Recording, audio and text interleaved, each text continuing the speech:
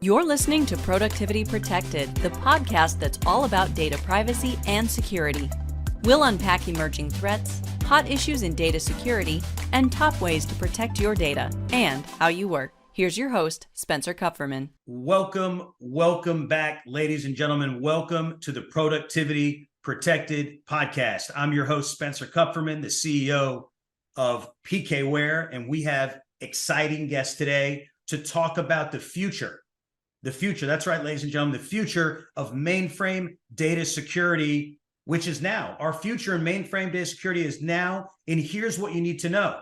And with us today to tell us about what we need to know for mainframe data security is no other than the legend himself, Len Santalucia, this Chief Technology Officer. That's right, the CTO and Business Development Manager for the Vicom Infinity Inc. This is a company of Converge, who's a strategic partner, by the way, I might add, very strategic partner of PKware. So I want to welcome Len to the show. And before I bring him on, I'm going to read a little bit about him. And it's not just a little bit, ladies and gentlemen.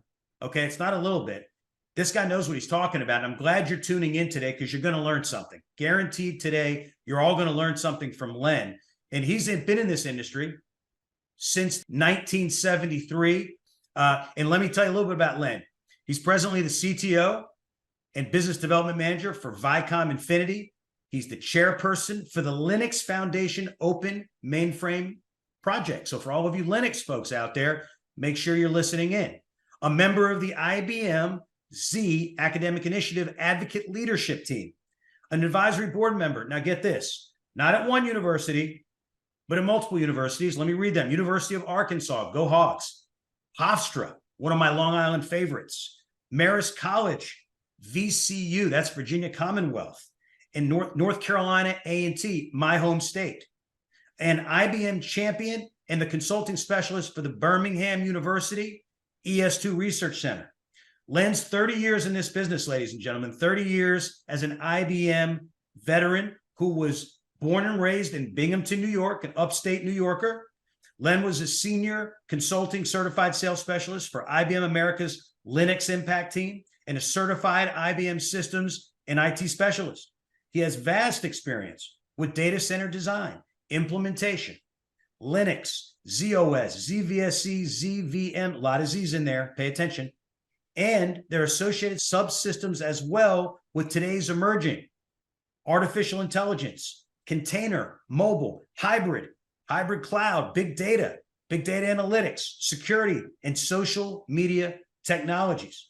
He's also first member of the elite ever IBM Linux Impact Team formed in the great year 2000. And in this role, he specialized in Linux open systems, large-scale virtualization, object-oriented LAN and Web 2.0 technologies for the financial services and banking sector. I'm not done.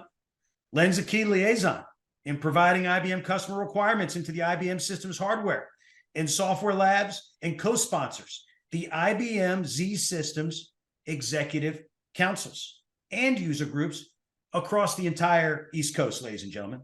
He's frequently sought after for presenting IBM systems hardware, software, Linux, virtualization, and OSS strategy and directions at the IBM Briefing Center's IBM Linux Center of Competence, IBM Palisades Conference Center, IBM Hawthorne Research Center, IBM Top Gun classes, international conferences, consulting conferences. I mean, I could go on. I could go on. The accolades and his credibility speak for themselves, as well as to individual customers, enterprise customers across the great globe.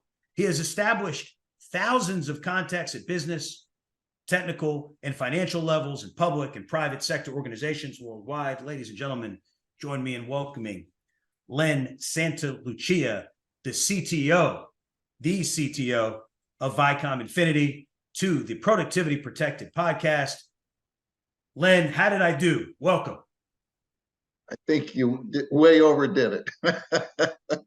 That was awful nice of you, Spencer. Thank you very much. It's been a fun ride, you know. Like you said, 1973 was a good year. And it's hard to believe, celebrating this year for my 50th year in this mainframe business is just, I never thought I'd ever be saying that, but I am.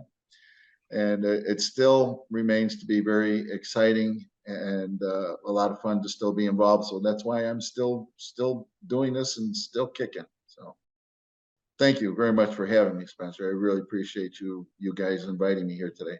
Well, it's great. It's great to have you, Len. I like to now consider myself, after that fantastic introduction, I'd like to now consider myself one of your thousands of contacts now throughout the IBM industry. Can I do that? Yes, you can. You're part of the family now. Awesome. Awesome. Well, that's great. And I just, like I said, I think it's special to have you here. Of course, like I said, all the accolades speak for themselves. There's probably not much you haven't done in the IBM mainframe world. And I just think, PKware, really was born on the IBM mainframe. And so as you know, we have a very meaningful and significant business around our mainframe customers. I want to start, if I can, before we jump into questions about IBM mainframe. Len, tell us, how did you end up? We talk about 1973 and how you started from 73. Take us back before 73, if you don't mind. Tell us a little bit about how you ended up getting into this space. I know you're from Binghamton. That's what we know right now. Tell us a little bit about how one ends up in the IBM mainframe a business in this ecosystem, being as accomplished as you've been and involved across so many different levels. Where did that start? What gave you the impetus to jump into this technology business in those days? Sure, be glad to. Having lived, the first 50 years of my life in this town, Binghamton, New York, it actually all started where I was born in Endicott, New York.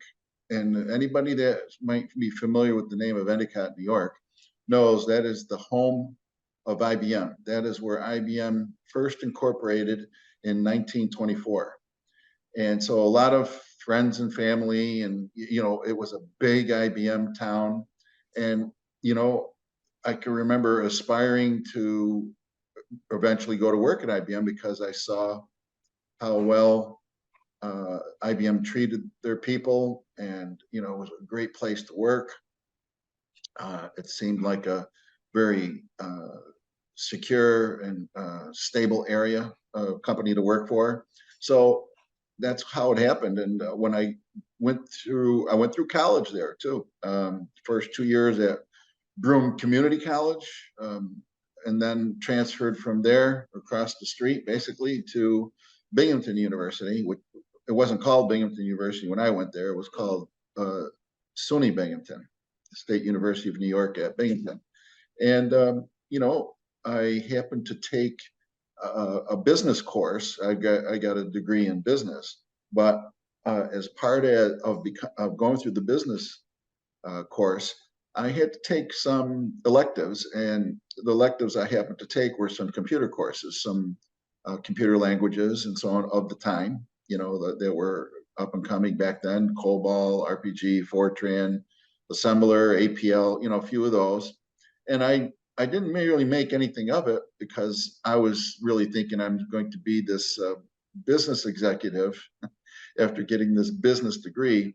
But as I found out when I went interviewing with companies, and including IBM and others, that they were most interested in those computer courses. And before I knew it, I was interviewing about what I was learning and doing with them, more so than I was with the bulk of my courses being based on the business aspects.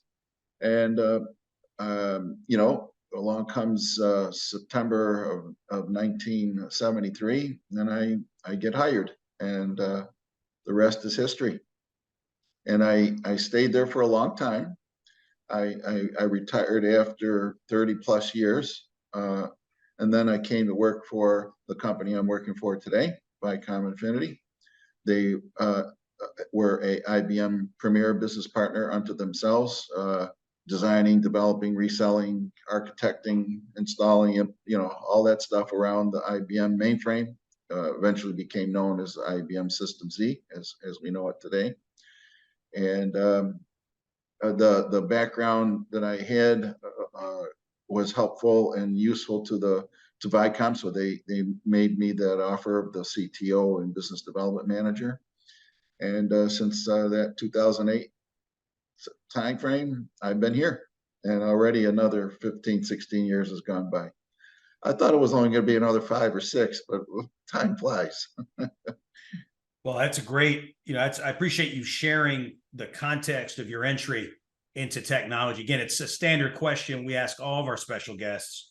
Like I said, yours being so special because you have just so much tenure.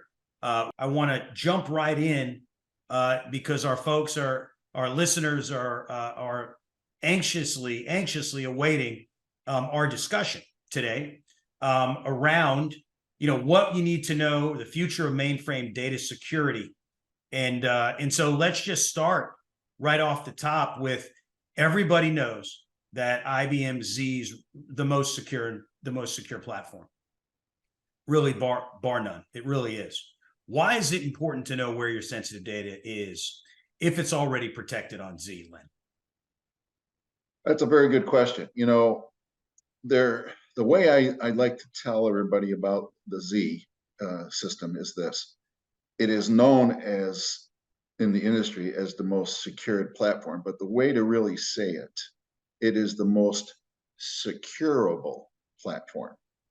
And why I say it that way is because, you might have the best alarm system on your house, but if you forget to lock that front door, it's not secure. So the kind of things that I believe working, especially with PKware, being able to take advantage of the underlying architecture of the Z, its encryption, pervasive encryption capability, the crypto cards that are built into it, the capabilities built into the ZOS and ZVM and Linux operating systems that also take advantage of the underlying architecture. I have been a big fan of PKware since it came out, since it became available before you were the CEO, Spence. And I will tell you that, PKware, especially because of being involved with the financial services clients as I am, it is pretty pervasive, and it has a very good name and a lot of respect. And now with these new advancements out with PKware, Protect and so on, I think it's just the proverbial icing on the cake. It's always been, the platform has always been the place where most of the world's business data is located, stored, and so on, and manipulated and calculated upon, and so on and so forth. So because of that, now the capabilities that the system has with its pervasive encryption and the exploitation that PKware can take advantage of to further protect that data, especially as it is moved around from the system to people that want to have the ability to share that data for reasons of their own. This is, it's the best system if you really want to protect your data to the best you can. There's just nothing else out there that can do it as well as the Z system. Nothing. I appreciate that. And Len, you're always welcome back on the Productivity Protected podcast if you're going to keep plugging our PK Protect ZOS platform all day long. So anytime you want to come on here and talk about how great our platform is, you're always welcome. Well, thank you. Spencer, I don't know if you remember or were told this. I was also with you guys at Share on your panel, and I really enjoyed that very much because it allowed me to talk directly with a lot of clients and see their reactions and helping them understand all these things I'm trying to stay here today on your podcast. Awesome. Thank you for that. Thank you for participation on that panel. and your contributions and your partnership. Len, let's keep going here. So I appreciate it is the most securable. I like how you said that. I like that terminology. Hopefully that'll resonate with our listeners. Why is it hard then to find sensitive data in unstructured data sets within the ZOS? Well, a lot of it has to do with the fact that the way the data is formatted by the ZOS operating system is very unique, and it also does it for the very, very specific reasons, because that way, it's just not completely out in the open and accessible just by anybody or anything. And now that that is the case, the kind of tooling that I know has been placed into the PKware solutions to be able to protect that data and as it moves around and so on and so forth, because it understands that format and knows how to access it correctly. I think that's a very good thing. The data may be formatted in different aspects than you might find on alternative platforms, but there are reasons for that, and very good reasons, not only for security, but also for the speed accessing the data and being able to update the data and at the same time do calculations on the data. So that is why it has been designed the way it is, and I'm glad it was. It's still very pertinent to today's market. Now we're diving in here, really kind of getting deep for all of those IBM Z platform geniuses out there. We're getting kind of deep here, so let's go for it. Can't you just quickly take your copybooks in other definitions and simply just map that data so that it can be read properly? Well, you can possibly do that, but it's a little bit more of a challenge than meets the eye. So and what you need is something that has the ability to do that rather transparently and quickly without a lot of major programming and development needed to try to do that. That's really what I think is needed today. And of course, PKware is very well positioned for this, as we all know.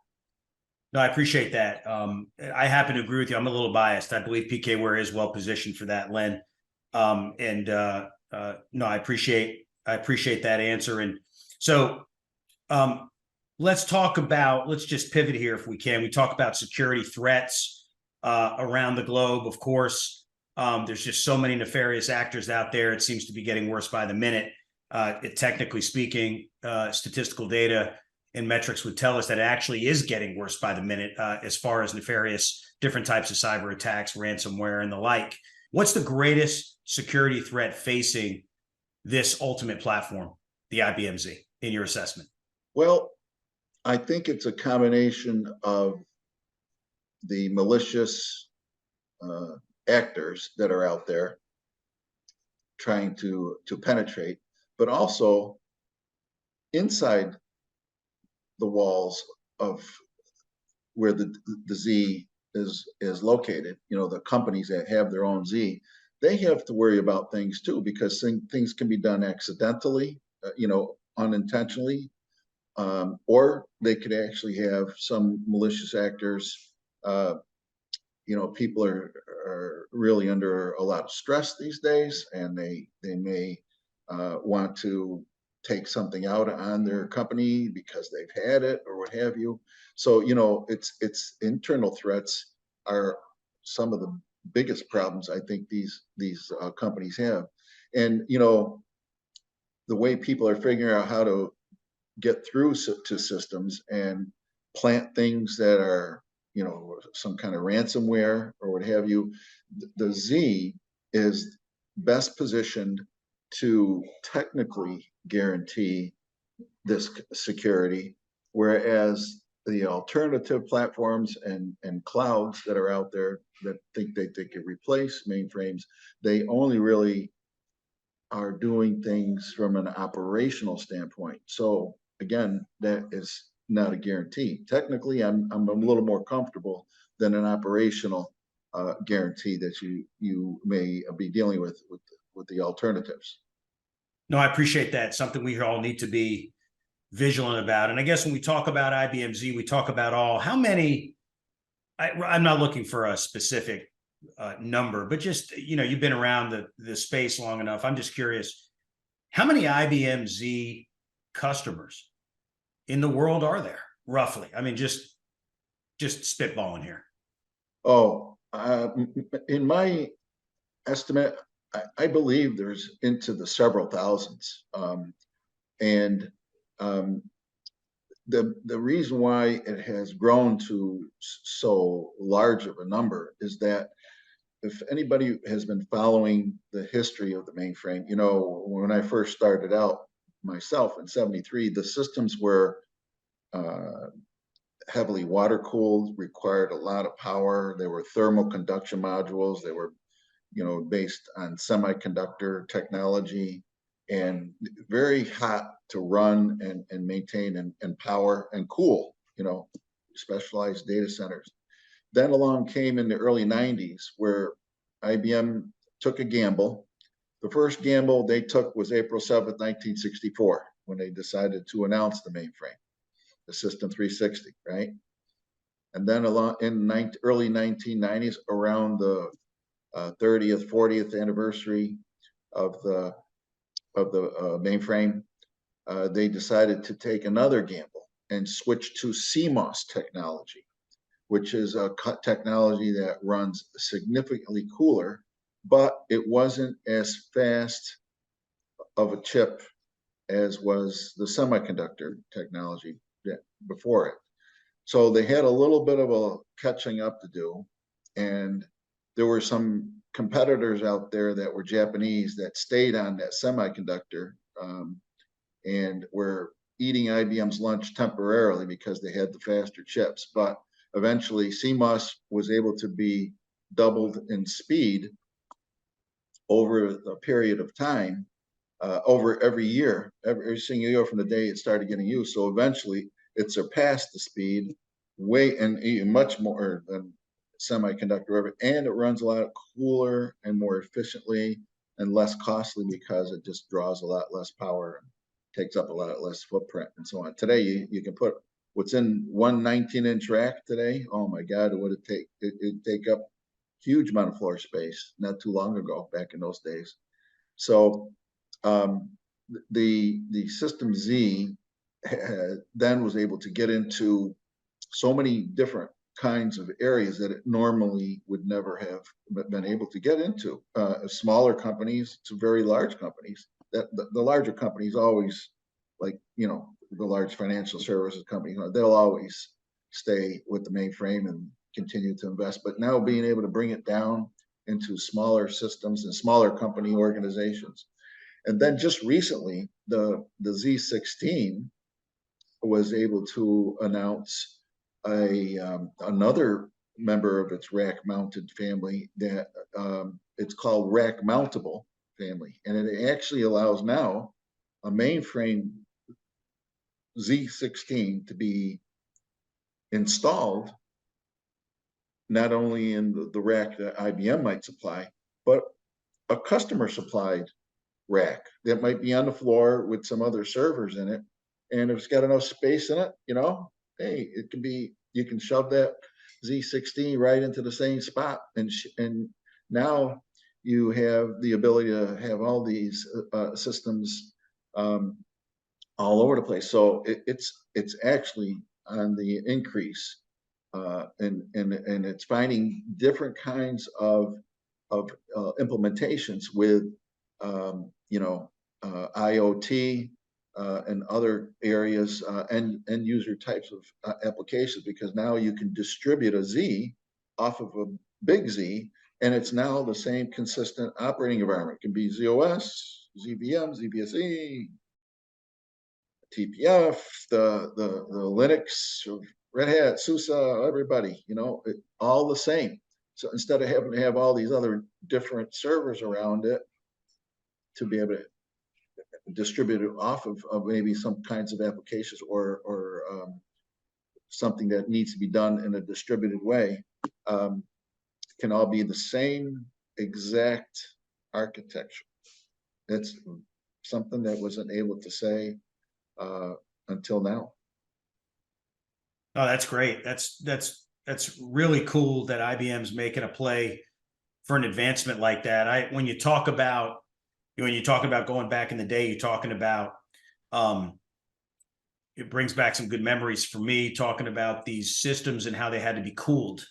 And in an earlier life of mine, I worked at a software company that also had a mainframe business, and I remember being in those rooms where the machines were, and just trying to understand, get my mind around what it took to actually cool these rooms with these massive mainframes in. We're talking about late 80s, early 90s. And I never forgot that image, the image of those machines in those rooms with the cooling mechanisms that had to be designed custom for those rooms. And there's really nothing like it in the world when it comes to those systems. Okay, let's time for one more question here. So let's do it. I really do hope this is, like I said, it's a real treat having you here, Len. I'm hopeful that our listeners certainly are IBM mainframe listeners and customers, and even if you're not a customer of PKware, just enjoying having you take a trip, dropping the knowledge on what's happening in the future, and then of course taking us down a little bit down memory lane as well, because the history of the IBM mainframe is kind of stands alone in technology in the world. And so I'm glad, like I said, from that perspective, certainly just thankful that you've been here and are able to drop the knowledge. Okay, what's the best approach to protecting this data as it travels across the enterprise on the ZOS? So you're saying that here's this data sitting on this ZOS system, and now that data needs to be sent someplace, shared someplace, whether it be directly accessed or maybe sent out at a request. What's the best way? Yes, sir. Well, of course, the best way is a secured line and nothing being able to see that data while it is in travel, because I will tell you that the time that data is most vulnerable is when it is moved. Anytime you're moving data, if you don't have to move the data, that is the most secure. All right. But when you do have to for business reasons or whatever, I believe that what PKware has invented with PK Protect provides the security that's needed while that data is moved from the Z platform to another platform for whatever reason. Okay. And the reason why I say that is it is controlled by a policy that allows individuals that control the data to say, okay, I'm sending it to this individual or company, what have you, and now this is what I'm allowing them to do. If they do anything else outside of what my policy on that data has stated, is attached to that data, poof, it's obliterated, and they violated that policy, and they no longer can have access or use that data, and they have to come back to the source for the data to either ask for permission or again or what have you. So that is probably the best way, in my opinion, for today, because everybody needs data. Everybody's got to make decisions using the data. It's very important to be able to access. This new solution IBM recently came out with, I don't know if you heard about it, Watson X, and so on. It has the .ai for intelligence. It has the .data and it has the .governance. The .data is which allows the AI part of Watson X to be able to do what it needs. Without data, what are you going to do for somebody? Without the right data, without the most current data, without the most valuable part of the data that they need, they can't get the best decisions made or be able to make the right kind of function properly. And Z is becoming very important in this world of AI because, as I mentioned earlier, right, it's where most business data is today. And PKware is at the right place at the right time. Len, you got to make sure and just tell people for the record, I didn't pay you to say that last line there that you just concluded this podcast on. I have been a fan of PKware since before you were ever there.